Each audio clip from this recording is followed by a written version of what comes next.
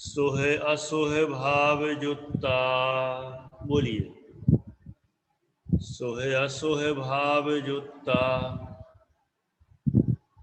पुण्यम पावम हवन्ति खलु जीवा। पुण्यम पावम हवन्ति खलु जीवा। सादं सुहाउणामम् सादं सुहाउणामम् बोधं पुण्यं पराणि पावं च। गोदं पुण्यं पराणि पावं च। सोह असोह भाव जुत्ता। सोह असोह भाव जुत्ता पुण्यम पावम हवन्ति हवन्ति खलु खलु जीवा। फिर सादम सुहाऊ नामम गोदम पुण्यम पराणी पावं च। सोहे असोहे भाव जुत्ता पुण्यम पावं हवन्ति खलु जीवा। सादं सुहाउणामम् गोदं पुण्यं पराणि पावं च। गोदं पुण्यं पराणि पावं च। इसमें बता रहे हैं सोह असोह भाव जुत्ता। सोह माने शोभ, सोह माने शोभ, असोह माने अशोभ, असोह माने अशोभ। भाव युक्ता माने भावों से युक्त। क्या होता है?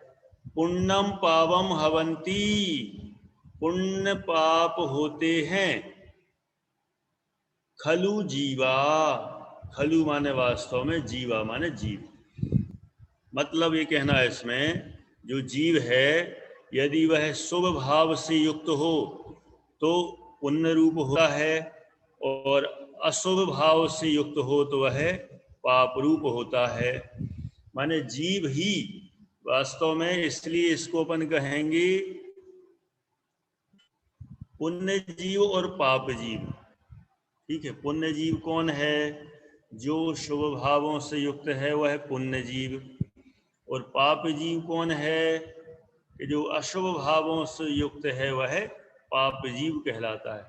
माने जीव को ही कह दिया पुण्य जीव पाप जीव, खलु माने वास्तव में। अब इसमें नीचे की लाइन में पुण्य प्रकृतियों के नाम बता रहे हैं और पाप प्रकृतियों के नाम बता रहे हैं। कौन कौन सी पुण्य प्रकृतियां हैं? सादम माने साता वेदनीय, सुहायु माने शुभ आयु, नामम माने शुभ नाम, गोदम माने शुभ गोत्र या कहें उच्च गोत्र। ये पुण्यम, ये सभी पुण्य रूप हैं। और पराणी माने इसकी जो पर हैं, अथवा कहें उल्टी हैं, शेष हैं, पावम छे, उनको पाप प्रकृतियां कहते हैं। जैसे साता को तो कहा पुण्य प्रकृति, और इसकी उल्टी क्या हो जाएगी? असाता पाप प्रकृति। शुभायु को पुण्य कहा तो अशुभायु को पाप कहेंगे। शुभ नाम को पुण्य कहा, अशुभ नाम को पाप कहेंगे। उच्च गोत्र को पुण्य कहा तो नीच गोत्र को पाप कहेंगे। इस तरह से ये कुछ प्रकृतियों के मुख्य प्रकृतियों के नाम बता दिए।